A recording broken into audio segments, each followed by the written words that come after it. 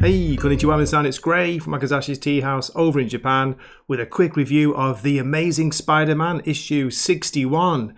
That's right, after 60 issues of Zeb Wells' divisive run, we have Joe Kelly jumping on board as writer this issue.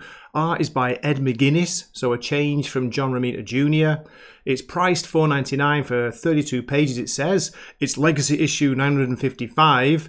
Question is it any good? Well, this time I'm going to save my thoughts till the end of the video after I show you, or give you a look inside the book. Let's have a look inside the issue of The 8 Deaths of Spider-Man Part 1. Okay, the book opens with a very interesting angle, interesting perspective, looking down from high up in the sky, between some buildings. Someone's falling and screaming. We can see the reflection of Spider-Man in a camera. I quite like that. That's a pretty cool image there. There's a record by Rick Jones called Wake Up Dead. There's money in an envelope which reads Aunt May, F-E-A-S-T. And we see a smartphone as well with Peter, New York. It's on a Hinder, not Tinder, it's on a Hinder homepage. Let me give you a little bit of the narration here, so get an idea of Joe Kelly's voice for Peter Parker, Spider-Man. No matter how oppressive New York City gets, someone is out here hustling like mad to build something. When you think about how many small businesses fail every year here, it's a miracle people even try. Most days, I find that inspirational. Even when said small business tries to burn me to a crisp. Then we've got Spidey saying, I know we just met, but I need you to focus here, Kevin. Then we get this great double-page spread here. We get a proper look at Ed McGuinness' art. I know some people call his style a bit cartoony, but I like his version of Spidey here. Look at Spider-Man. Okay, he's got bendy legs, but hey, when is that ever new? We see a maybe new villain here. He looks very angry. He's screaming at Spider-Man, I told you my name, idiot. I'm Burnout. On the next page, we flick in and out of like past and present.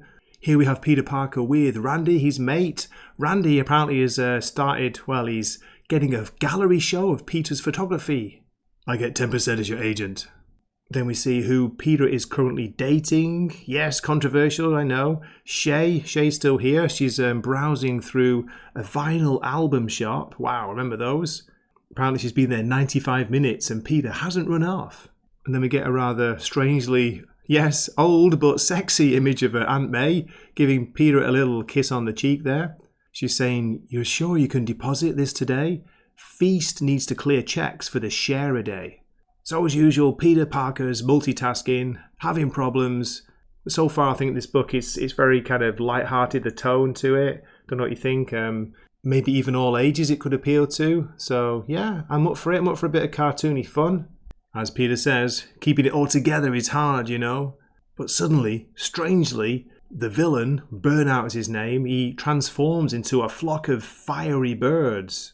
And then just when things couldn't get any worse, it's Dr. Doom as Sorcerer Supreme now.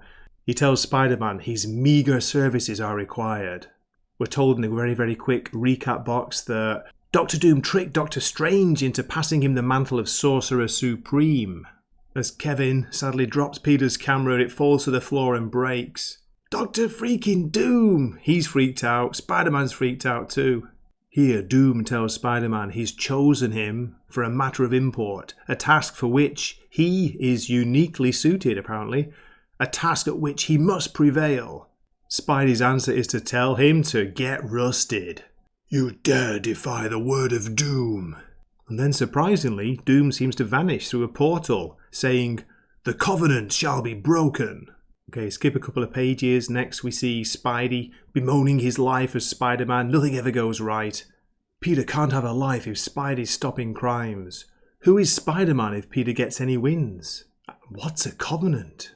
Then we hear a voice saying, Is this like a test? It's Bailey himself, Spider-Boy. I thought we were training. Doesn't look like Peter's going to have time to train with him. I like in the background there's like a dummy version of Electro. And Rhino as well, just see that. There's a boom in the distance and Peter has to leave Spider-Boy.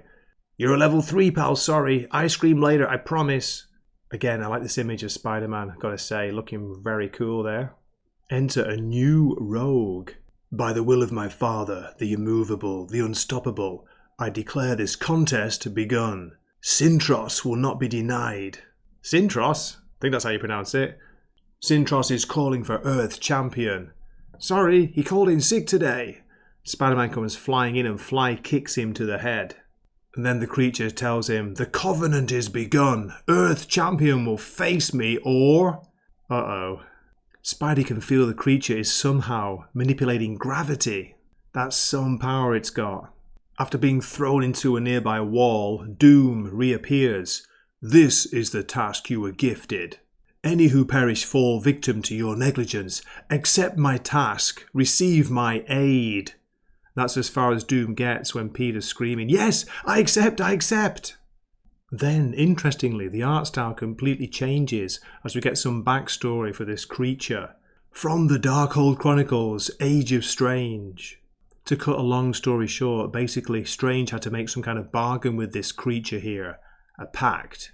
A covenant was forged, but part of this covenant entailed Strange having to fight and best 8 scions or scions of Cyttorak. Oh my god, these names. So far, Strange has prevailed, but we've got Doom here saying, there is little I admire about Stephen Strange. My time is far more valuable. Thus, the need has arisen for a different champion. Someone clever and tenacious who is willing to put the needs of others above their own. Someone familiar with pain.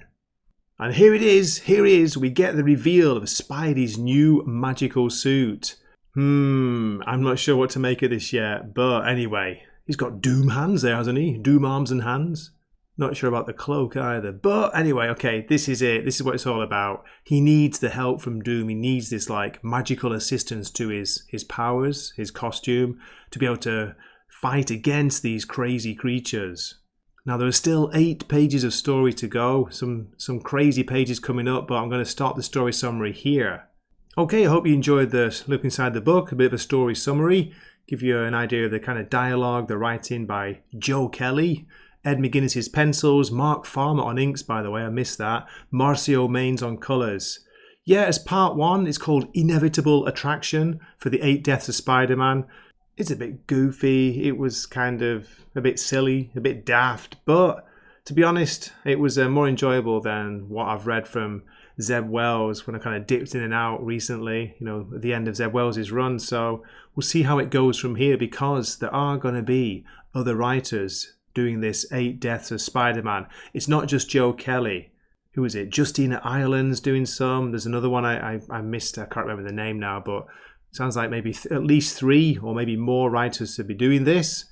We'll see how it pans out, and it's basically just gonna buying time until a new regular writer is announced in the future. If you know anything about that, do let me know in the comments. I'd love to hear from you. But for a score, I'm gonna give this a 6.5 out of 10. 6.5 is positive for me. It's not quite 7 or 8. 8 for me is like book of the week. It's it makes the pick of the week material. So 6.5 was decent. It was fun. It was light-hearted. It was kind of colourful, bright and breezy, but didn't really mean much at the end of the day. As always, thanks so much for watching. This has been Gray, Wakizashi's Teahouse, signing off for the night. Matane.